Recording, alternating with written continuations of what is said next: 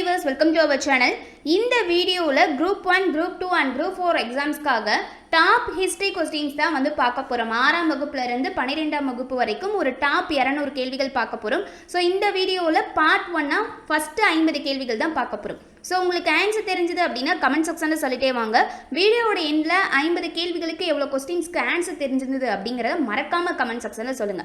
அதேபோல ஒரு இன்ஃபர்மேஷன் என்ன அப்படினா group 2 group 2A கான prelims test batch வந்து அதுக்கான டேட் ஜாயின் ஆகிறதுக்கான டேட் வந்து பாத்தீங்கன்னா ஜூன் 15 அப்படின்னு சொல்லியிருந்தோம். ஆனா 500 சீட்ஸோட க்ளோஸ் பண்ணிடுவோம் அப்படின்னு சொல்லியிருந்தோம். ஆனாலும் வந்துட்டு க்ளோஸ் ஆயிருச்சு. ஆனாலும் நிறைய பேர் வந்து டைம் கேட்டிருந்தீங்க மெசேஜஸ் அண்ட் கால்ஸ் மூலிமா. ஸோ உங்களுக்காக அந்த ஜூன் 15 சொன்ன மாதிரி பிஃபோராக சொன்ன மாதிரி இந்த ஜூன் 15 வரைக்குமே டைம் எக்ஸ்டெண்ட் பண்ணி கொடுத்துருக்கோம். ஓகேவா? ஸோ ஜாயின் ஆக வில்லிங்காக இருக்கவங்க ஃபாஸ்ட்டாக ஜாயின் ஆகிக்கோங்க.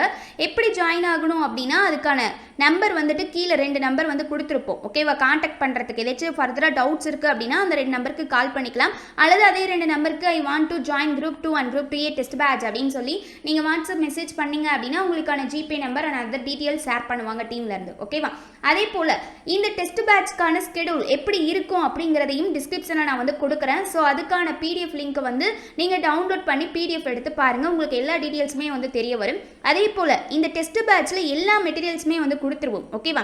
ஸ்கூல் புக்கும் 6th ல இருந்து 12th வரைக்கும் கொடுத்துருவோம். பிளஸ் எக்ஸ்ட்ரா மெட்டீரியல்ஸும் கொடுப்போம். இப்போ தமிழ்ல வந்து பாத்தீங்கன்னா இயல் வைஸா லைன் பை லைன் கொஸ்டின்ஸ்க்கான மெட்டீரியல் வந்து பிடிஎஃபா வாட்ஸ்அப் குரூப்ல வந்து எல்லாத்துக்குமே சென்ட் பண்ணுவோம். ஸோ ஜாயின் ஆனவங்க எல்லாத்துக்குமே வாட்ஸ்அப் குரூப்ல தான் வந்து ஜாயின் பண்ணி விடுவோம். ஸோ அமௌண்ட் பே பண்ணவங்களுக்கு ஸோ வாட்ஸ்அப் குரூப்ல பிடிஎஃபா சென்ட் பண்ணிடுவோம். தமிழுக்கு இயல் வைஸா line by line questions material, அதே போல இலக்கணம் பிடிஎஃப், அதே போல் வந்து பார்த்தீங்கன்னா ஆசிரியர் குறிப்பு மெட்டீரியல் கொடுப்போம். அடுத்து வந்து பார்த்தீங்க அப்படின்னா ப்ரீவியஸ் இயர் கொஸ்டினுமே ஒரு 3 இயர்ஸ்க்கான ப்ரீவியஸ் இயர் கொஸ்டின் எல்லா சப்ஜெக்ட்ஸ்க்குமே வந்து கொடுப்போம். இயர் வைஸாக ஒவ்வொரு சப்ஜெக்ட்டுக்கும். அதே போல் அடுத்து மேக்ஸ்க்கு வந்து பார்த்தீங்க அப்படின்னா எல்லா ஃபார்முலாஸும் என்னென்ன ஃபார்முலாலாம் உங்களுக்கு கிட்டத்தட்ட ஒரு 12 டாபிக்ஸ் இருக்கு இல்லையா? ஸோ அதுக்கு யூஸ் ஆகக்கூடிய ஃபார்முலாஸ்க்கான மெட்டீரியல் வந்து கொடுப்போம். அதே போல் வேர் டு ஸ்டடி எங்கெங்கெல்லாம் வந்து ஸ்கூல் புக்கில் வந்து எந்தெந்த டாபிக்ஸ் கவர் ஆகுதோ அதுக்கான வேர் டு ஸ்டடி கொடுப்போம். அதே போல் எக்ஸ்ட்ரா ஒரு மெட்டீரியலுமே மேக்ஸ்க்கு கொடுப்போம். டோட்டலாக ஒரு 500 கொஸ்டின்ஸ் டாபிக்ல ஒவ்வொரு டாபிக் வைஸா இம்பார்ட்டன்டான கொஸ்டின்ஸ் எல்லாமே சால்வ் பண்ண நோட்ஸா அதாவது டைப்பிங் மெட்டீரியலா இருக்கும். ஸோ அதையுமே வந்து ப்ரொவைட் பண்ணுவோம். ப்ரீவியஸ் இயர் கொஸ்டின் கொடுப்போம். அடுத்தது வந்து பார்த்தீங்க அப்படின்னா சயின்ஸ்க்கு வந்து பார்த்தீங்கன்னா 1500 மேற்பட்ட கேள்விகள் அடங்கிய பிடிஎஃப் கொடுப்போம். அடுத்து பாலிட்டிக்கு மெட்டீரியல் கொடுப்போம். பாலிட்டிக் வந்து 6th ல இருந்து 12th வரைக்கும் அது புக் மாதிரியே இருக்கும். ஆனால் வந்து தனியாக வந்து நாங்கள் பிரிண்ட் பண்ண மெட்டீரியல் ஓகேவா டைப் பண்ண மெட்டீரியலாக இருக்கும். ஸோ அப்படியே நம்ம வந்து பார்த்து படிச்சுக்கிற மாதிரி டாபிக் வைஸாக சிலபஸ் வைஸாக கொடுக்கக்கூடிய மெட்டீரியல்ஸ் அப்படிங்கிறது இருக்கும். அதே போல் ஹிஸ்ட்ரிக்கும் கொடுப்போம். இப்போ சிந்து சமவெளி நாகரிகம், புதிய கற்காலம் அப்படின்னு சொல்லி தனியாக பிரித்து அந்த மாதிரி இருக்கும். ஸோ மெட்டீரியல் அப்படிங்கிறது அப்படி தான் இருக்கும். அடுத்து வந்து பார்த்தீங்க அப்படின்னா ஜியோகிராஃபிக்கு கொடுப்போம், எக்கனாமிக்ஸ்க்கு கொடுப்போம், யூனிட் 8க்கு ஒவ்வொரு டாபிக் வைஸாக இப்போ வந்துட்டு எந்தெந்த சங்க காலம்லேருந்து ஆரம்பிக்குது இல்லையா? ஸோ சங்க காலத்துக்கு ஃபுல்லாக கொடுத்து அதில் என்னென்ன படிக்கணுமோ அதை எல்லாத்தையுமே வந்து நாங்களே வந்து அதில் கொடுத்துருப்போம். ஸோ உங்களால் டெஸ்ட் அட்டன் பண்ண முடியல அப்படின்னாலும் மெட்டீரியல் வந்துட்டு நீங்கள் லாஸ்ட் டைமில் படிச்சுக்கிறதுக்கு யூஸ் பண்ணிக்கலாம். ஓகேவா? ஸோ அதே போல் 6th ல இருந்து 12th வரைக்கும் இருக்கக்கூடிய திருக்குறள் மெட்டீரியலுமே கொடுப்போம். அது தமிழ் அண்ட் யூனிட் 8 ரெண்டுக்குமே யூஸ்ஃபுல்லாக இருக்கும். அதே போல் கரண்ட் அஃபேர்ஸுமே இந்த டெஸ்ட் பேட்சில் இருக்கும். ஒரு 8 மந்த்ஸ்லேருந்து நவம்பர் 2023 ஜூலை 2024 வரைக்கும் இந்த டெஸ்ட் பேட்ச்ல வந்து கொடுத்துருக்கோம். ஸோ அதுக்குமே மந்த்லி வைஸ் பிடிஎஃப் வந்து கொடுத்துருவோம். ஓகேவா? ஸோ இப்படி தான் எல்லாமே கொடுப்போம். அதே போல் டெஸ்ட் அப்படிங்கிறது ஸ்கூல் புக் வைஸாக டாபிக் வைஸாக போய்கிட்டு இருக்கும். ஸோ ஸ்கூல் புக்கில் ஜிகேவுக்கு வந்து எங்கெங்கே படிக்கணும் அப்படின்னு சொல்லிட்டு வேர் டு ஸ்டடி வந்து கொடுத்துருவோம். So group 4 test batch attend பண்ணவங்களுக்கு எல்லாத்துக்குமே தெரிஞ்சிருக்கும். ஜிகே டெஸ்ட் பேட்ச் அட்டன் பண்ணவங்களுக்கு வேர் டு ஸ்டடி கொடுத்து அதில் எங்கெங்கே படிக்கணும்னு சொல்லி மென்ஷன் பண்ணி கொடுத்துருவோம். ஸோ அப்படி ஸ்கூல் புக்கில் வச்சு டெஸ்ட் போய்கிட்டு இருக்கும். ஓகேவா? ஸோ ஜாயின் ஆக வில்லிங்காக இருக்கவங்க ஃபாஸ்ட்டாக ஜாயின் ஆகிக்கோங்க. ஜூன் 15 வரைக்குமே டைம் எடுத்துக்கிட்டு இருக்காதீங்க. ஏன் அப்படின்னா ஃபர்ஸ்ட் டெஸ்ட் ஜூன் 15 ஸ்டார்ட் ஆகுது. ஓகேவா? ஸோ அதுக்கு படிக்கணும் இல்லையா? அதனால பிஃபோராகவே ஜாயின் ஆகிக்கோங்க. ஸோ நிறைய பேர் டவுட்ஸ் கேட்டிருந்தீங்க. அதனால தான் இந்த வீடியோவில் வந்து நான் பிஃபோராக சொல்லிடுறேன். ஓகேவா? சொல்லிட்டு இப்போ வீடியோக்குள்ளே போகலாம். அவ்வளோதான். ஓகே, முதல் கேள்வி சரியான கூற்றுகளை தேர்க. கூற்று 1 பழைய கற்காலத்தின் காலம் பொ.ஆ.மு 10,000க்கு முற்பட்டது ஆகும். கூற்று 2 காஷ்மீர் பள்ளத்தாக்கு, பீகாரில் உள்ள சிராண்ட் மற்றும் உத்தரப்பிரதேசத்தின் பீலான் சமவெளி ஆகியன பழைய கற்காலத்தை சார்ந்த சில இடங்கள் ஆகும்.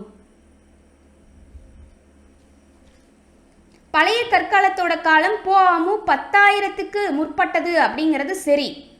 2 பாருங்க, காஷ்மீர் பள்ளத்தாக்கு, பீகாரில் உள்ள சிராண்ட் மற்றும் உத்தரப்பிரதேசத்தின் பீலான் சமவெளி ஆகியன பழைய கற்காலத்தை சார்ந்த சில இடங்கள். இதுதான் தவறு, இது புதிய கற்காலத்தை சார்ந்தது. இதை வந்து தவறா கொடுத்துருக்காங்க. ஸோ ஃபர்ஸ்ட் சரியா இருக்கு, செகண்ட் தவறா இருக்கு. நம்ம கிட்ட என்ன கேட்டிருக்காங்க, சரியானதான் தேர்ந்தெடுக்க சொல்லி கேட்டிருக்காங்க. அப்போ சரியானது இது ஃபர்ஸ்ட் ஆப்ஷன் ஏ, 1 மட்டும் சரியானது.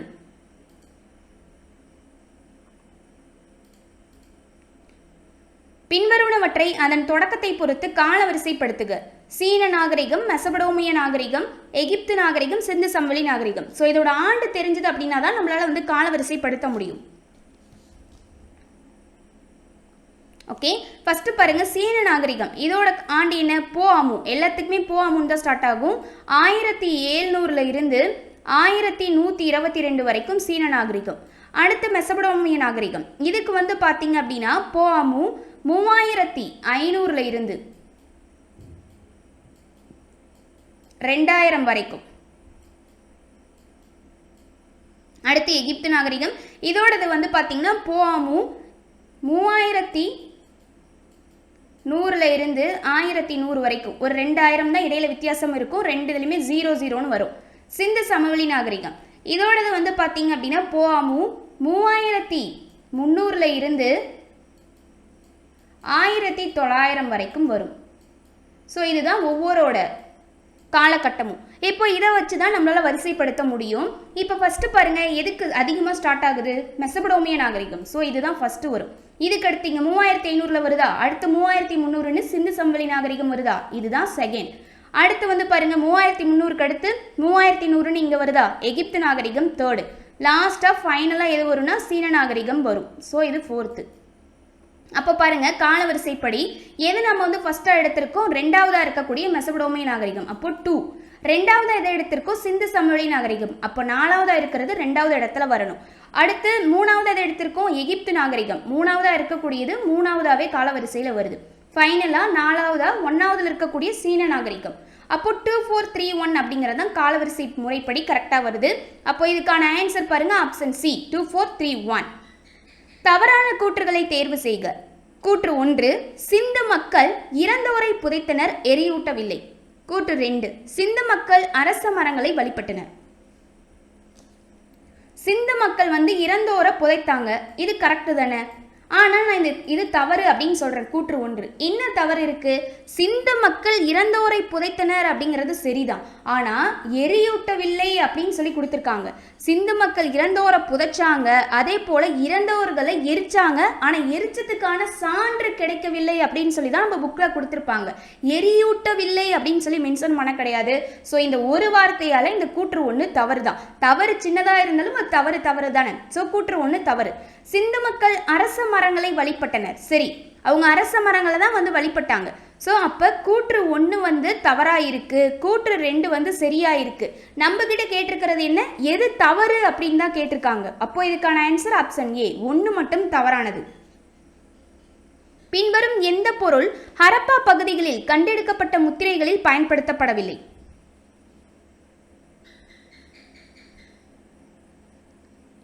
ஸோ ஹரப்பா நாகரிகத்தில் வந்து பார்த்தீங்க அப்படின்னா ஸ்டீடைட்டு, செம்பு, சுடுமண், தந்தம் இதால் ஆன முத்திரைகளை அதிக அளவில் பயன்படுத்தினாங்க. அப்போது இந்த சொல்லக்கூடிய ஆப்ஷனில் எது இடம்பெறவே இல்லை, இரும்பு அப்படிங்கிறது இடம்பெறலை. நம்ம என்னென்ன சொன்னோம், ஸ்டீடைட் சொன்னோம், சுடுமண் சொன்னோம், தந்தம் சொன்னோம். ஸோ செம்புமே வந்து அவங்க இது பண்ணாங்க, செம்பும் அந்த லிஸ்ட்டில் வரும். இதில் இரும்பு அப்படிங்கிறது மட்டும் வராது. ஸோ தந்தம், சுடுமண், செம்பு, ஸ்டீடைட் ஆகியவற்றால் ஆன முத்திரைகளை அவங்க அதிக அளவில் பயன்படுத்தினாங்க. அவங்கள அந்த இடத்துல இந்த இரும்பு அப்படிங்கிறத அவங்க பயன்படுத்தவே இல்லை. அப்போ இதுக்கான ஆன்சர் ஆப்ஷன் சி. ஹிஸ்டோரியா என்பது எந்த மொழிச்சொல்? ஆப்ஷன் பி, கிரேக்கம். ஹிஸ்டோரியா வரலாறு அப்படிங்கிற சொல் இந்த ஹிஸ்டோரியா அப்படிங்கிற கிரேக்க சொல்ல இருந்து தான் பெறப்பட்டதாமா. ஓகேவா? அப்போ ஹிஸ்டோரியா அப்படிங்கிறதுக்கான பொருள் என்ன அப்படின்னு கேட்டிங்கன்னா விசாரிப்பதன் மூலம் கற்றல் அப்படின்னு சொல்கிறாங்க. கேள்வி 6, கீழ்கண்டவற்றுள் சிந்து மக்களை பற்றிய சரியானவை எது? சிந்து மக்களை பற்றி சரியானவை எது? சிந்து மக்கள் இயற்கையை வழிபட்டனர், கரெக்டு தானே. அரச மரங்களை போய் வந்து வழிபட்டாங்க, அதே போல் இயற்கையை வழிபட்டாங்க, கரெக்டு. ஹரப்பா மக்கள் இறந்தோரை புதைத்தனர், இறந்தோரை வந்து புதைத்தாங்க, எரிச்சாங்க, ஆனால் சான்று கிடைக்கல. இவர்களுக்கு இறப்பிற்கு பின்னரான வாழ்க்கை பற்றிய நம்பிக்கை இருந்தது. கரெக்ட் தான், அவங்களுக்கு நம்பிக்கை இருந்தது. அப்போ 3மே சரியானதா இருக்கு. Answer option D. இவை அனைத்தும் சரியானவை. குப்தர் காலம் கீழ்கண்ட சான்றுகளில் எது நம்பகத்தன்மை இல்லாதது?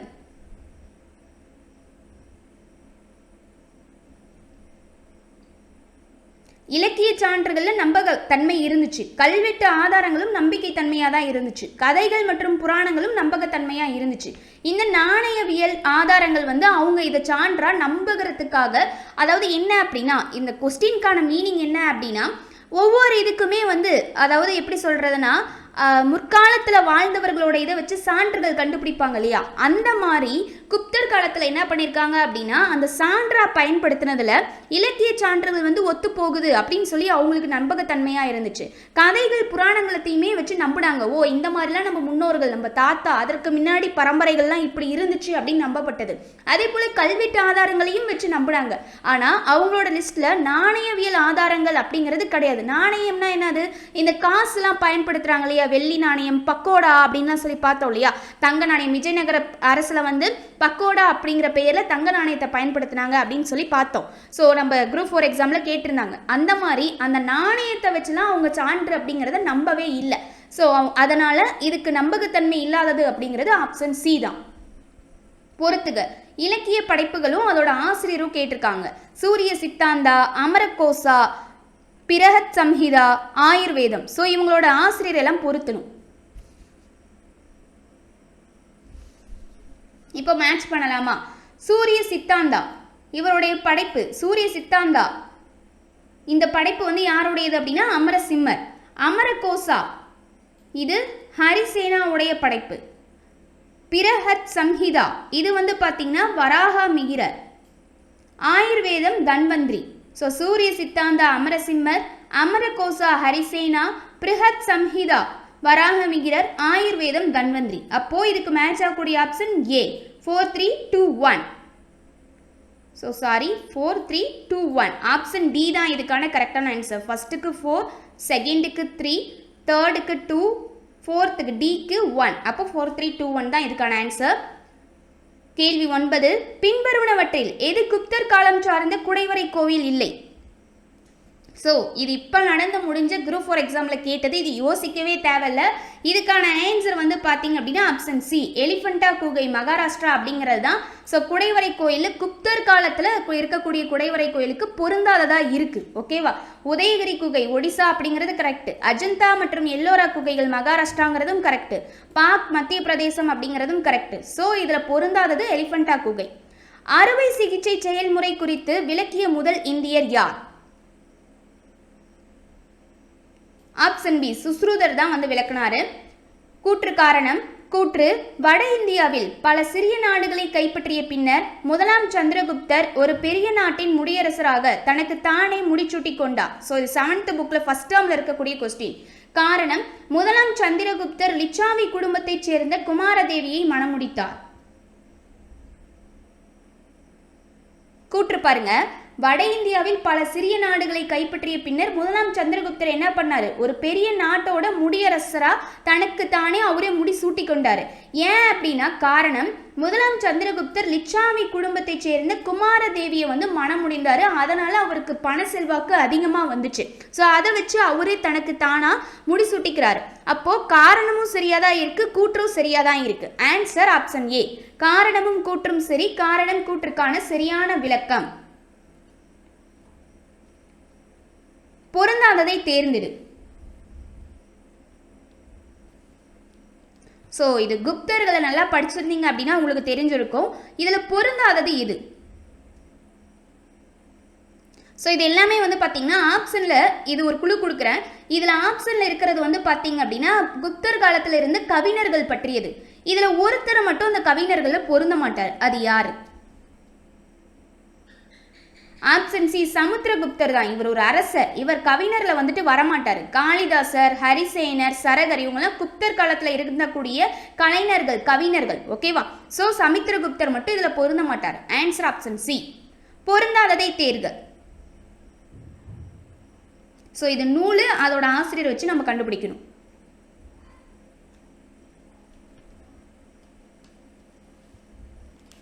பார்க்கலாமா?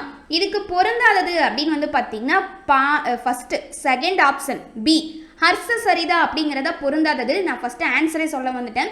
ஏன் வந்து பொருந்தலை அப்படின்னா ஹர்ஷ சரிதம் அப்படிங்கிற நூலை எழுதினவர் பாணர். ஆனால் இந்த ரத்னாவளி, நாகநந்தா, பிரியதர்சிகா இந்த நூல் மூணையும் எழுதினது யார் அப்படின்னா ஹர்ஷர். ரத்னாவளி, நாகநந்தா, பிரியதர்சிகா இந்த 3 நூல்களையும் எழுதியது ஹர்ஷர். ஹர்ஷ சரிதா அப்படிங்கிற நூலை மட்டும் பாணர் எழுதியிருப்பாரு. ஸோ அந்த 3 நூல்களில் 4வது இது பொருந்தாததாக இருக்குது. Answer option B. நாசில் ஹீனயானம் மற்றும் மகாயானம் ஆகிய 2 பிரிவுகளும் இருந்தன.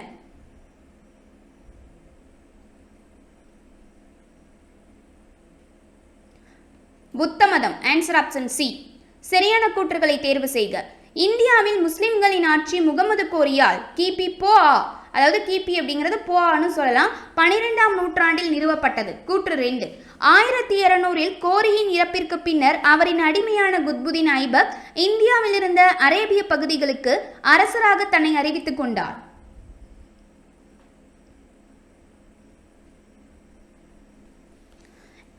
கூற்று 1 பாருங்க. இந்தியாவில் முஸ்லிம்களின் ஆட்சி முகமது கோரியால் 12ஆம் நூற்றாண்டில் நிறுவப்பட்டது. கரெக்ட் தான். கூற்று 2. 1206 கோரியின் இறப்பிற்கு பின்னர். இது கரெக்ட். 1206 கோரி முகமது கோரி வந்து இறந்துட்டாரு. அதற்கு பின்னர் அவரின் அடிமை யாரு? குத்புதீன் ஐபக். இதுவுமே கரெக்ட் தான். அவரின் அதாவது குத்புதீன் ஐபக் வந்து முகமது கோரியோட அடிமை. இதுலேயே 2 கொஸ்டின் இருக்கு, நோட் பண்ணிக்கோங்க. ஒரு கொஸ்டின் படிக்கும் போது இன்னும் என்னென்னலாம் எக்ஸ்ட்ரா பாயிண்ட் இருக்கோ அதை தெரிஞ்சுக்கணும். 1206 கோரி இறக்குறாரு. அவரோட அடிமை யாரு? குத்புதீன் ஐபக். இவர் என்ன பண்றாருன்னா இந்தியாவில் இருந்த அரேபிய பகுதிகளுக்கு அரசராக தன்னை அறிவித்துக் கொண்டார் அப்படின்னு சொல்றாருங்க. இதுதான் தவறு. அரேபிய பகுதிகளுக்கு கிடையாது, துருக்கிய பகுதிகளுக்கு அரசராக அறிவித்துக் கொண்டார். ஸோ இது தவறாயிருக்கு. அப்போ கூற்று 1 சரி, கூற்று 2 தவறு. அப்போ இதுக்கான ஆன்சர் பாருங்க, ஆப்ஷன் ஏ 1 மட்டும். பின்வரும் வார்த்தைகளில் எது அடிமை மற்றும் உடைமை என்பதன் பொருளை குறிக்கிறது?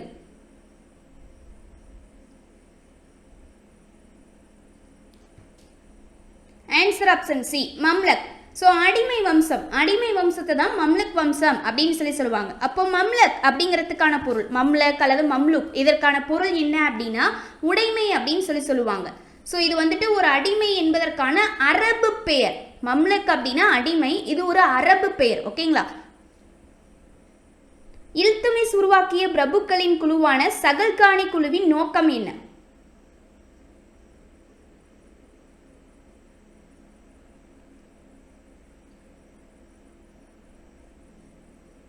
ஆன்சர் வந்து பார்த்தீங்கன்னா ஆப்ஷன் சி மங்கோலியர்களின் தாக்குதலை எதிர்கொள்ள.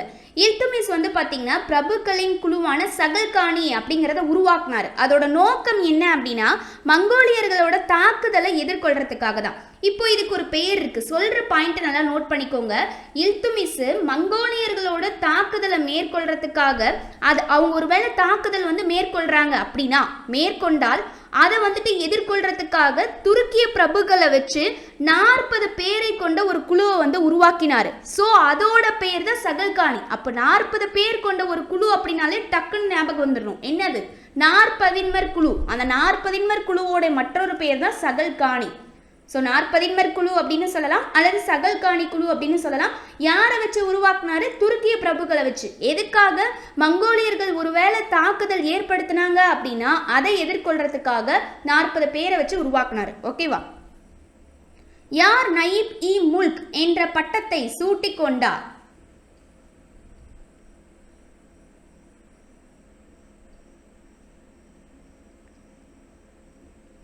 ஆன்சர் ஆப்ஷன் ஏ கியாசுதீன் பால்பன் தான் வந்து சூட்டிக் கொண்டார். ஏன் அப்படின்னா ஆட்சி, இதற்கான பொருள் நயீப் இ முல்க் அப்படின்னு இருக்கு இல்லையா, இதற்கான பொருள் என்ன அப்படின்னா ஆட்சி அதிகார பிரதிநிதி அப்படின்னு சொல்லிட்டு பொருள். ஸோ அதனால சுல்தான் இவர் வந்து என்னவா இருந்திருப்பார் அப்படின்னா சுல்தானுக்கு அடுத்த படியில் இருந்திருப்பார் ஸ்டார்டிங்கில். அடுத்து வந்து பார்த்தீங்கன்னா இவர் தன்னை அரசு பிரதிநிதியாக வந்து அறிவிச்சுக்கணும் அப்படிங்கிறதுக்காக, எல்லாத்துக்கும் தெரியணும் அப்படிங்கிறதுக்காக தன்னோட பெயரை, அதாவது ஒரு பட்டம் அப்படிங்கிற மாதிரிலாம் சொல்லுவாங்க இல்லையா, அதனால நயீப் இ முல்க் அப்படிங்கிற பெயரை சூட்டிக்கிறாரு. அதற்கான பொருள் அரச பிரதிநிதி அப்படின்னு அர்த்தம். ஓகேவா? அதுக்கப்புறம் என்ன நடக்குது அப்படின்னா 1266 சுல்தான் கியாசுதீன் பால்பனாக திரும்ப வந்து தில்லி ஆட்சியை கைப்பற்றாரு. ஓகேவா?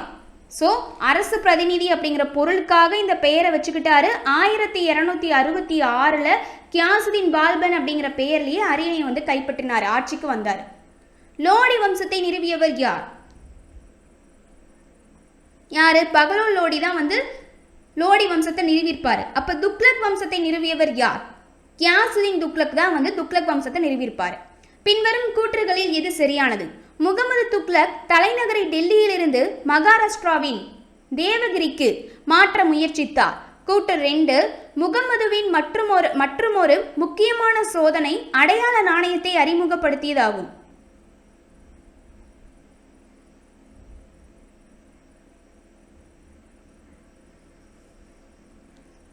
முகமது துக்ளக் தலைநகர் டெல்லியிலிருந்து மகாராஷ்டிராவோட தேவகிரிக்கு மாற்றத்துக்கு முயற்சித்தார். கரெக்டு தான். முகமதுவின் மற்றும் ஒரு முக்கியமான சோதனை அடையாள நாணயத்தை அறிமுகப்படுத்தியதாகும். இதுவும் சரி. அப்போ ரெண்டுமே சரியா இருக்கு. ஆன்சர் ஆப்ஷன் சி 1 மற்றும் 2. பொறுத்துக: லோடி வம்சம், அடிமை வம்சம், துக்ளக் வம்சம், கில்ஜி வம்சம், சையது வம்சம். ஸோ இதோட ஆண்டுகளை வச்சு பொருத்தணும். ஸோ இப்போ வந்து பார்த்தீங்க அப்படின்னா 1206 1526 இந்த இடைப்பட்ட காலத்தில் தில்லி சுல்தானியம் வந்துட்டு ஒரே மரபை சார்ந்த ஆட்சியாளர்களால் ஆட்சிப்பட செய்யவில்லை. ஓகேவா? அதாவது என்ன அப்படின்னா 1206 1526 வரைக்கும் தில்லி சுல்தானியம் வந்து பார்த்தீங்கன்னா ஒரே மரபு, அதாவது பரம்பரையாக வர்றது அப்படின்னு சொல்லுவாங்க இல்லையா, அந்த மாதிரி ஒரே மரபை சேர்ந்த ஆட்சியாளர்களால் ஆளப்படலை. ஸோ அப்போ தான் வந்து என்னாச்சு அப்படின்னா 5 வெவ்வேறு ஆட்சியாளர்களால் ஆளப்பட்டது. ஸோ 5 வெவ்வேறு வம்சங்கள் வந்து ஆண்டாங்க. ஸோ அதில் இருக்கக்கூடியதான் இந்த 5 வம்சங்கள்: லோடி வம்சம், அடிமை வம்சம், துக்ளக் வம்சம், கில்ஜி வம்சம், சையது வம்சம். ஸோ இதோட ஆண்டுகளை தான் பொறுத்த சொல்லி கேட்டிருக்காங்க. இப்போ இதை நம்ம மேட்ச் பண்ணிடலாம். லோடி வம்சம் இதோட காலகட்டம் என்ன? 1451 1526 வரைக்கும். அடுத்து அடிமை வம்சம் இதோட காலகட்டம் என்ன? 1206 1290 வரைக்கும். அடுத்து துக்ளக் வம்சம். துக்ளக் வம்சத்தோட காலம் பாருங்க 1320 1414. கில்ஜி வம்சம் இதோட காலம் வந்து பார்த்தீங்க அப்படின்னா 1290 1320. சையது வம்சம் இதுக்கு 1414 1451 வரைக்கும். ஸோ அப்போ இதுக்கு மேட்ச் ஆகக்கூடிய ஆப்ஷன் சி 5 4 1 2 3. கேள்வி 22. பின்வரும் கூற்றை காண்க.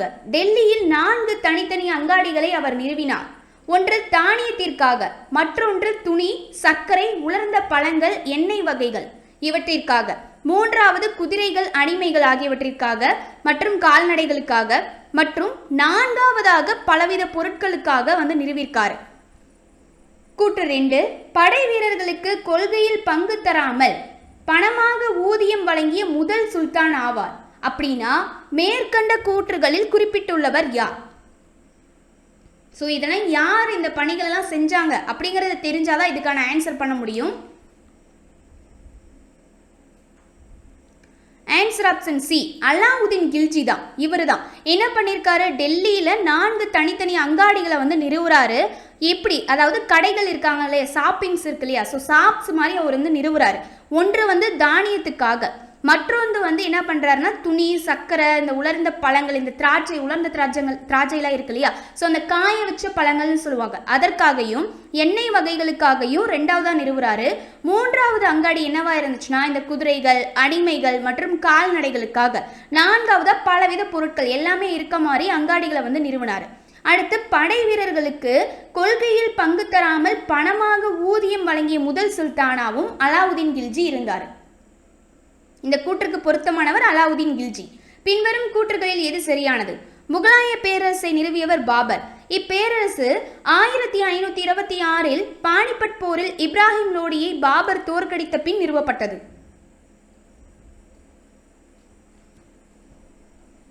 முகலாய பேரரசு நிறுவியவர் பாபர் தான். கரெக்டு தானே?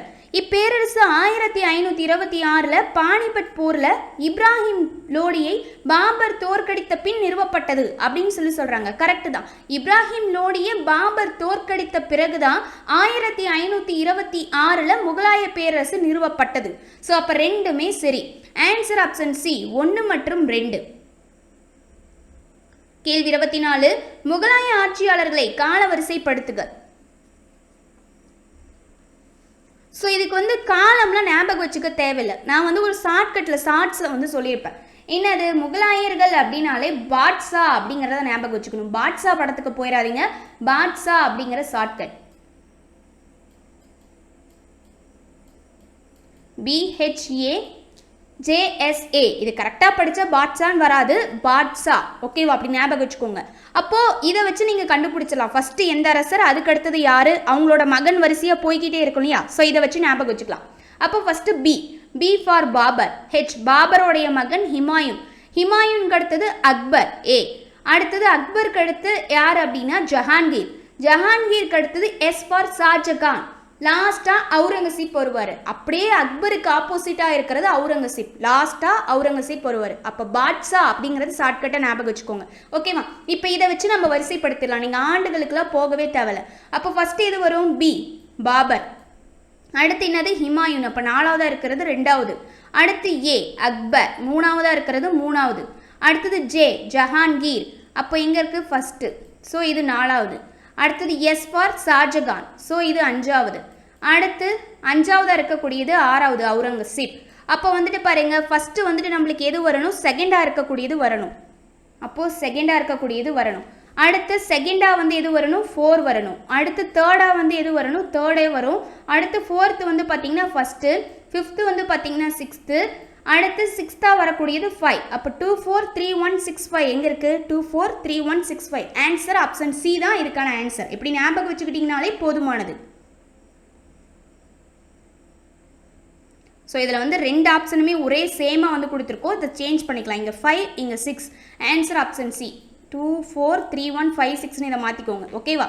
ஸோ அதே போல் இந்த கொஸ்டின்ஸ் வந்து நீங்கள் ப்ராக்டிஸ் பண்ணுறதுக்காக இந்த பிடிஎஃப்மே நான் வந்து கீழே டிஸ்கிரிப்ஷனில் லிங்க் கொடுக்குறேன். நீங்கள் டவுன்லோட் பண்ணி ப்ராக்டிஸ் பண்ணிக்கோங்க. கேள்வி 25, தவறான இணையை தேர்ந்தெடு.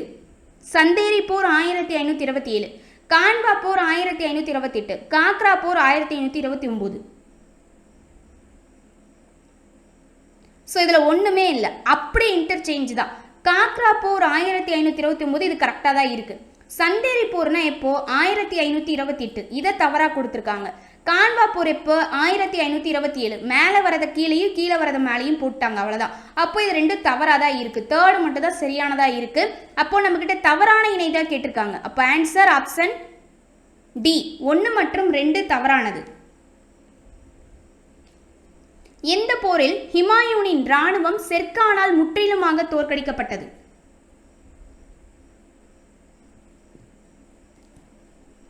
எந்த போர் அப்படின்னா கன்னௌஜி போர். Answer option C.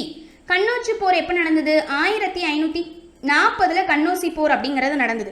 இந்த கன்னௌஜி போரில் வந்து பார்த்தீங்கன்னா ஹிமாயூனோட படைகள் முற்றிலுமாகவே தோற்கடிக்கப்பட்டு என்னாச்சு அப்படின்னா அவர் ஒரு நாடற்ற அரசராகவே ஆயிட்டார். ஸோ இதை நம்ம வந்து பார்த்துருப்போம். பாபர் அளவுக்கு இவர் டேலண்டானவராக இருக்க மாட்டார். ஹிமாயூன், பாபரோடைய மகனான ஹிமாயூனுக்கு அவ்வளோ ஒரு டேலண்டாக இருக்க மாட்டார். இவர் கொஞ்சம் கலைகள், இந்த படிப்பு, இந்த இதில் வந்து இவர் வந்து அதிகமான டைமை வந்து பாஸ் பண்ணியிருப்பார். அதுதான் இவரை வந்து சொல்லியிருப்பாங்க, எல்லாத்துலேயுமே வந்து தவற விட்டவர் கடைசியில் தன்னோட வாழ்க்கையுமே வந்து தவற விட்டுருப்பார். தன்னோட நூலகத்தில் இருந்து அந்த படிக்கட்டில் நடந்து வரும்போது தவறி விழுந்து தன்னோட உயிர் வந்து போயிருக்கும். ஸோ அப்படி தான் ஹிமாயூனோட இது இருந்திருக்கும். அதே போல் இது ஒரு முக்கியமான ஒரு கொஸ்டின். ஹிமாயூனுக்காக பாபர் என்ன பண்ணார் அப்படின்னா, ஹிமாயூன் வந்து ஒரு பெரிய டேலண்டான ஒரு அரசர்லாம் கிடையாது. ஸ்டார்டிங்ல இருந்தே இவருக்கு உடல்நிலை சரியில்லாதவராகவே இருந்திருப்பார். அதனால பாபர் என்ன பண்ணியிருப்பார் அப்படின்னா, கடவுள்கிட்ட என்னோட மகனுடைய உடம்பு வந்து நோய் வந்து குணமாயிருச்சு அப்படின்னா தன்னோட உயிரையே வந்து ஈவா கொடுக்கறது, ஈவ் அப்படின்னா தன்னோட உயிரையே பலியா கொடுக்கறதா வந்து வேண்டியிருப்பாரு. ஸோ அதே மாதிரி ஹிமாயூனும் வந்து உடம்பு சரியாகி இந்த நோயிலிருந்து வெளியே வருவார். ஆனால் ஆட்சி வந்து ஒன்றும் பெருசாக இருக்காது, பேரளவில் அரசராக இருப்பார், அவ்வளோதான். அது அதே மாதிரி என்ன நடக்கும் அப்படின்னா, பாபர் ஒரு இடத்துல போய் சூறையாடிட்டு வருவார். ஸோ அவரோட வேலையே அதுதான், அவர் நினச்சதை செஞ்சு முடிச்சிருவார். சூறையாடிட்டு குதிரையில் வந்துக்கிட்டு இருக்கும்போது அதே மாதிரி அவருக்கு அப்படியே டக்குன்னு உயிர் போயிடும். ஸோ மகனுக்காக தன் உயிரையே ஈவாக கொடுக்க கடவுளிடம் வேண்டிக் கொண்ட அரசர் யார் அப்படின்னா பாபர். சரியான கூற்று அல்லது கூற்றுகளை தேர்வு செய்க. குரு அர்ஜுன் தேவ் அவுரங்கசீப்பால் கொல்லப்பட்டார். வங்காளத்தில் ஆப்கானிய உஸ்மான் கான் என்பவரை ஜஹாங்கீர் பணிய வைத்தார்.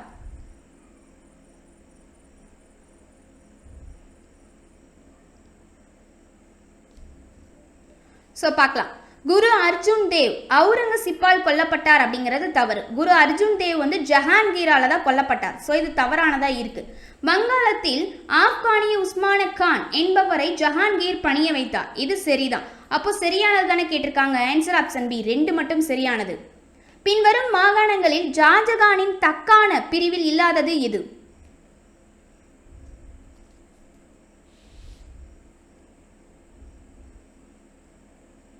எது அப்படின்னா ஆன்சர் ஆப்ஷன் டி கோல்கொண்டா அப்படிங்கிறது தான் இல்லை.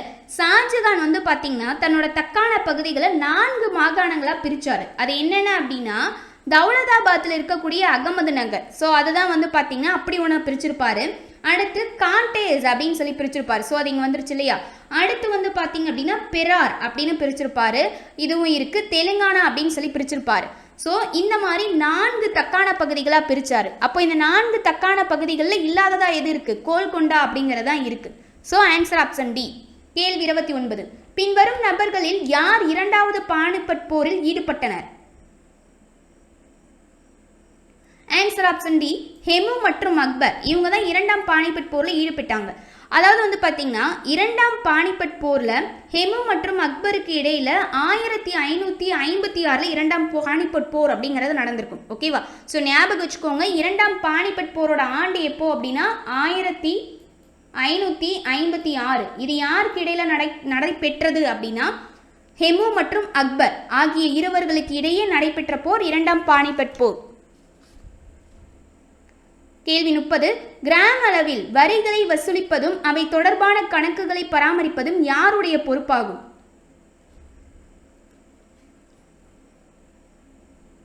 அதாவது முகலாயர் காலத்துல கிராம் அளவில் வரிகளை வசூலிப்பதும் அவை தொடர்பான கணக்குகளை பராமரிப்பதும் யாருடைய பொறுப்பா இருந்துச்சு? ஸோ பஞ்ச் அப்படிங்கிறவங்களோட பொறுப்பா இருந்துச்சு. அந்த பெயர்ல அந்த கணக்குகள்லாம் வசூலிக்கிறாங்க இல்லையா, ஸோ அந்த பெயர்ல அவங்களுக்கு வச்சிருந்தாங்க. தசருதா இயக்கம் எந்த மாநிலத்தில் நிகழ்ந்தது? Answer option C Karnataka. விஷ்ணுவின் அவதாரமாக கருதப்பட்டவர் யார்?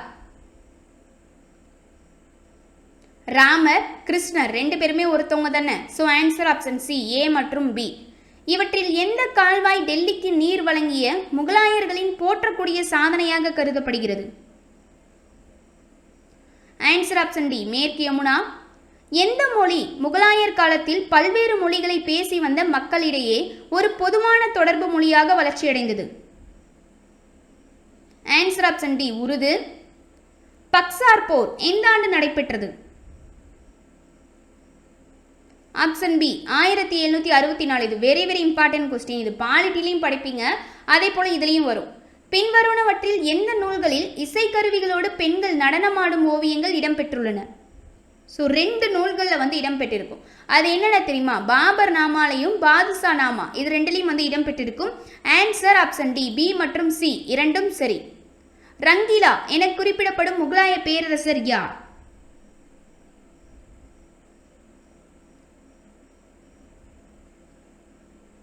Option D Muhammad Shah. கப்பல்களை கடலுக்குள் கொண்டு செல்வதை எளிதாக்க ஒரு பெரிய படகின் மீது கப்பலை கட்டும் தொழில்நுட்பத்தின் பெயர் என்ன? கப்பல்களை கடலுக்குள் கொண்டு செல்வதை எளிதாக்க ஒரு பெரிய படகின் மீது கப்பலை கட்டும் தொழில்நுட்பத்தின் பெயர் என்ன?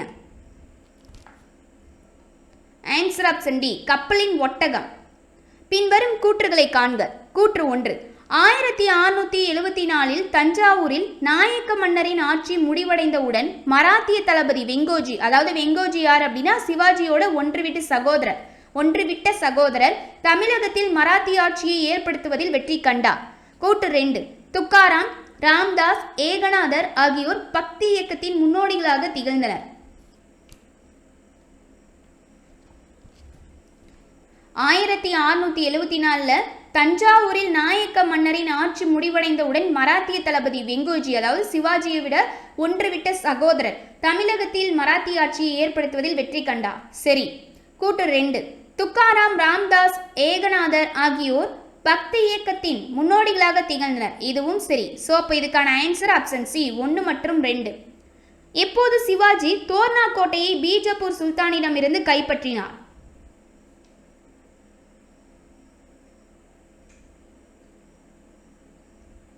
எப்போ அப்படின்னா ஆப்ஷன் ஏ 1646 சிவாஜி வந்து பார்த்தீங்கன்னா தன்னோட 19வது வயசுல இருந்தே இராணுவத்தில் ஈடுபாடு காட்ட ஆரம்பிச்சிருப்பார். தோர்னாவில் இருந்து 5 மைல் தொலைவில் என்ன பண்ணியிருப்பாருன்னா நாய்க்கார் கோட்டையும் கைப்பற்றி அதில் முழுமையாக வந்து கட்டி முடிச்சிருப்பார். ஸோ இது எல்லாமே சிவாஜியோட பணியாக இருந்திருக்கும். இவர் இந்த very very important question. Torna கோட்டையை எப்போ வந்து பீஜப்பூர் சுல்தானிடமிருந்து கைப்பற்றினார் அப்படின்னா 1646. எந்த ஆண்டு முகலாயரின் முக்கிய துறைமுகமாக விளங்கிய சூரத் நகரை குறிவைத்து சிவாஜி தாக்குதல் நடத்தினார்?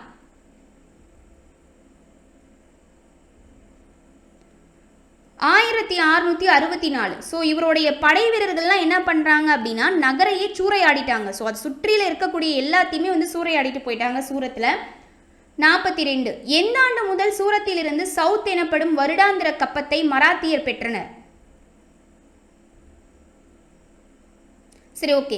சவுத் அப்படிங்கிறது ஒரு வருடாந்திர கப்பம், அதாவது வரி மாதிரி தான். எப்படி இது வாங்கினாங்க அப்படின்னா 4 பங்கு வந்து வருடாந்திர கப்பமாக வாங்கினாங்க. இந்த சவுத் அப்படின்னா என்னன்னா 4 பங்கு வருடாந்திர கப்பமாக வாங்கப்பட்டது, மராத்தியர்களால் வசூலிக்கப்பட்டது. ஓகேவா? சவுத்னா 4 பங்கு அப்படிங்கிறத ஞாபகம் வச்சுக்கோங்க, ரொம்ப ரொம்ப முக்கியம். அப்போ இதுக்கான ஆன்சர் ஆப்ஷன் பி 1672 ஆண்டு முதல். பின்வரும் கூற்றுகளை காண்க. கூற்று 1, நிர்வாக வசதிக்காக சிவாஜி தனது அரசை 4 மாகாணங்களாக பிரித்தார். கூற்று 2, மாகாணங்கள் பிராந்த் எனப்படும் பல பிராந்தியங்களாக பிரிக்கப்பட்டன. தவறானதை தேர்க அப்படின்னு கேட்டிருக்காங்க. நிர்வாக வசதிக்காக சிவாஜி தன்னோட அரசை எத்தனை மாகாணங்களா பிரிச்சிருக்காரு? 4 மாகாணங்களா? இது சரிதான். மாகாணங்கள் பிராந்த் எனப்படும் பல பிராந்தியங்களாக பிரிக்கப்பட்டன, இதுவும் சரி. ஸோ தவறானது கேட்டிருக்காங்க. அப்போ தவறானது எதுவுமே இல்லை. அப்போ ஆன்சர் ஆப்ஷன் டி, 1ம் இல்லை 2ம் இல்லை. பின்வரும் கூற்றுகளில் சரியானது எது? கூற்று 1, பேஸ்வா என்ற பாரசீக சொல்லின் பொருள் முதன்மையான அல்லது பிரதம அமைச்சர் என்பதாகும். கூற்று 2, பாலாஜி விஸ்வநாத் என்பவர் ஆற்றல் மிகுந்த முதல் பேஸ்வா ஆவார்.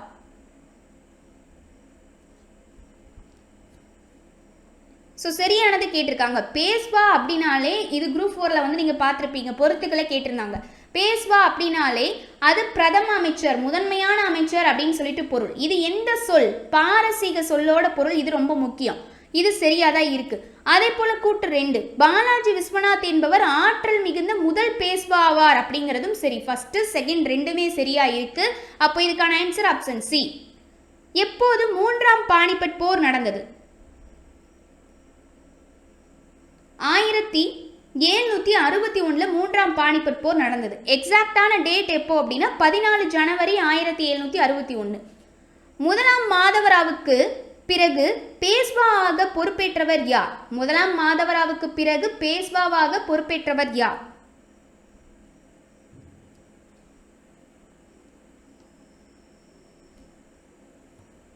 யார் அப்படின்னு சொல்லி பார்த்தீங்கன்னா ஆப்ஷன் ஏ நாராயணராவ். என்ன அப்படின்னா நாராயணராவுக்கும் இந்த முதலாம் மாதவராவுக்கும் என்ன தொடர்பு இருக்குது அப்படின்னா இவர் முதலாம் மாதவராவோட தம்பி தான் இந்த நாராயணராவ். என்ன ஆச்சு? அப்போ ஏதோ ஒரு காரணம் இருந்திருக்கும் இல்லையா? ஆமாம், ஒரு காரணம் இருந்துச்சு. முதலாம் மாதவராவுக்கு வாரிசே கிடையாது, அவருக்கு மகன்கள் இல்லை. ஸோ அதனால் என்ன ஆச்சு அப்படின்னா அவரோட இறுதி காலத்துக்கு அப்புறம் அவருடைய தம்பியான நாராயணராவ் வந்து பேஸ்வாவை பொறுப்பு ஏற்றிருக்காரு. ஸோ இதுதான் இதற்கான கதை. 1772 நாராயணராவ் வந்து பேஸ்வாவா பொறுப்பேற்றிருப்பார். 2ஆம் ஆங்கிலேய மராத்திய போரின் போது ஆங்கில கவர்னர் ஜெனரலாக இருந்தவர் யார்? 2ஆம் ஆங்கிலேய மராத்திய போரின் போது ஆங்கில கவர்னர் ஜெனரலாக இருந்தவர் யார்?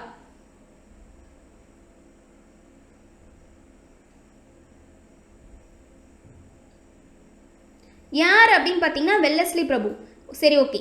2ஆம் ஆங்கிலேய மராத்திய போர் எப்போ நடந்துச்சு அப்படின்னா 1803 1806. இதுதான் 2ஆம் ஆங்கிலேய மராத்திய போரோட காலகட்டம். அப்போ கவர்னர் ஜெனரலாக இருந்தவர் தான் வெல்லஸ்லி பிரபு. இவர் என்ன பண்ணார் அப்படின்னா அப்போ இருந்த கவர்னர் ஜெனரலில் யாருமே சும்மாவே இருக்க மாட்டாங்க, ஏதோ ஒன்று பண்ணிக்கிட்டே தான் இருப்பாங்க. அதாவது மற்றவங்களுக்கு கொடுமை பண்ணுற மாதிரி ஏதோ ஒரு திட்டத்தையோ இல்லை ஏதோ ஒன்று கொண்டு வந்துகிட்டே இருப்பாங்க. அப்போ இவர் என்ன பண்ணார் அப்படின்னா வெல்லஸ்லி பிரபு துணைப்படை திட்டத்தை வந்து பேஸ்வா மீது வந்து இவர் திணித்தார். 1802 பேசின் ஒப்பந்தமும் கையெழுத்தானுச்சு இவர் கவர்னர் ஜெனரலாக இருக்கும்போது. யார் கவர்னர் ஜெனரலாக இருக்கும்போது பேசின் ஒப்பந்தம் கையெழுத்தானுச்சு அப்படின்னா வெல்லஸ்லி பிரபு. பேசின் ஒப்பந்தம் கையெழுத்தான ஆண்டு 1802. பின்வரும் கூற்றுகளில் எது சரியானது? சமுத்திரகுப்தருடைய அலகாபாத் தூண் கல்வெட்டு விஷ்ணு கோபனை பற்றி குறிப்பிடுகிறது. ஐகோல் கல்வெட்டு பல்லவ சாளுக்கிய மோதல்கள் குறித்த விவரங்களை வழங்குகின்றன. ஸோ இதுல சரியானது இது. சமுத்திரகுப்தருடைய அலகாபாத் தூண் கல்வெட்டு, ஸோ இது அவருடையது தானே, விஷ்ணு கோபனை பற்றி குறிப்பிடுகிறது அப்படின்னு சொல்லியிருக்காங்க. இது சரிதான். ஐகோல் கல்வெட்டு பல்லவ சாளுக்கிய மோதல்கள் குறித்த விவரங்களை வழங்குகின்றன. இதுவும் கரெக்ட் தான். ஸோ ரெண்டுமே சரியா இருக்கு. ஆன்சர் ஆப்ஷன் சி 1 மற்றும் 2. பின்வரும் தலைப்புகளை யார் பெற்றிருந்தார்கள்? அதாவது இந்த பட்டத்தை யார் சூட்டி கொண்டாங்க அல்லது இந்த தலைப்பு பெயர் யாருடையதா இருந்தது?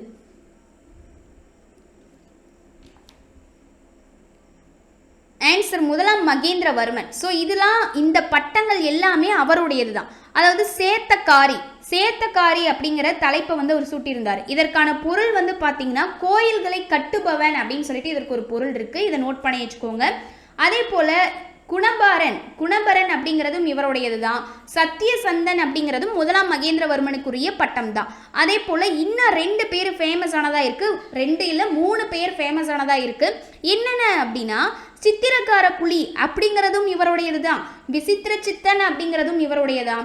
மத்தவிலாசன் அப்படிங்கிறதும் இவருடையதான். மத்தவிலாசன் அப்படிங்கிற பெயரும் இவருடையதான். ஞாபகம் வச்சுக்கோங்க. இதுல மத்தவிலாசன் தான் முதலாம் மகேந்திரவர்மன் அப்படின்னு சொல்லி நல்லா தெரிஞ்சிருக்கும். ஓகேவா? ஸோ மத்தவிலாச பிரகடனம் அப்படிங்கிற நூலை எழுதியவர் முதலாம் மகேந்திரவர்மன் அப்படின்னு சொல்லி படிச்சிருப்பீங்க. அப்போ மத்தவிலாசன் அப்படிங்கிற பெயருமே இவருக்கு இருக்கு. ஸோ ஆன்சர் முதலாம் மகேந்திரவர்மன். Final question. வாதாபி கொண்டான் என்ற விருதை சூட்டிக் கொண்டவர் யார்? இந்த விருதை சூட்டிக் கொண்டவர் யார் அப்படின்னா முதலாம் நரசிம்மவர்மன். ஓகே கைஸ், இந்த வீடியோ கண்டிப்பாக உங்களுக்கு யூஸ்ஃபுல்லாக இருந்திருக்கும். 50 கேள்விகளுக்கு எவ்வளோ கொஸ்டின்ஸ்க்கு ஆன்சர் பண்ணியிருந்தீங்க அப்படிங்கிறத மறக்காம கமெண்ட் செக்ஷனில் சொல்லுங்கள். அதே போல் டெஸ்ட் பேட்சில் ஜாயின் ஆகிறவங்களும் ஃபாஸ்ட்டாக ஜாயின் ஆகிக்கோங்க. ஸோ கான்டாக்ட் நம்பர் 2 நம்பருமே டிஸ்கிரிப்ஷனில் இருக்கும். அந்த 2 நம்பரில் ஃபர்தராக டவுட்ஸ் இருந்தால் கால் பண்ணுங்கள் அல்லது மெசேஜ் பண்ணிங்க அப்படின்னா உங்களுக்கு டீட்டெயில்ஸ் கொடுப்பாங்க. ஸ்கெடியூலுக்கான லிங்க்குமே வந்து டிஸ்கிரிப்ஷனில் இருக்கும். அதே போல் நம்ம டெலிகிராம் சேனலில் ஜாயின் ஆகாதிருக்கீங்க அப்படின்னாலும் சேனல் லிங்க் டிஸ்கிரிப்ஷனில் இருக்கும். ஜாயின் ஆகிக்கோங்க. இந்த வீடியோ பிடிச்சிருந்து அப்படின்னா லைக் பண்ணுங்கள், உங்கள் ஃப்ரெண்ட்ஸ்க்கு ஷேர் பண்ணுங்கள். Thank you very much.